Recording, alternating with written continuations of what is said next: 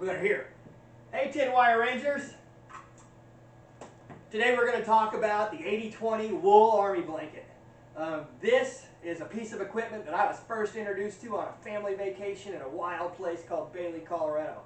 The great thing about the wool blanket is its natural fibers, which means it's resistant to fire. And another thing, the wool, the fibers are hollow, so it will keep you warm when you're wet.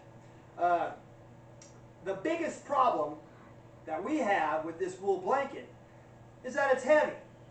So it weighs 4.5 pounds. That's a lot when you don't weigh very much, even if you're just carrying it around the tin wire for a little bit. So to fix that, for small people,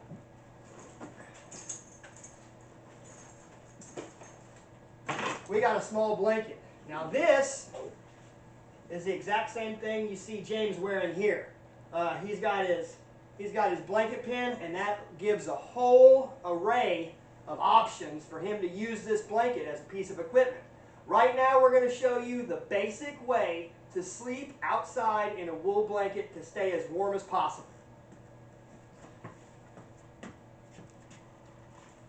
Come here, Robert. Hey, lay down. When you lay down, you lay corner to corner. So Robert's going to put his head in one corner and his feet in the other with a little help. Up. There you go.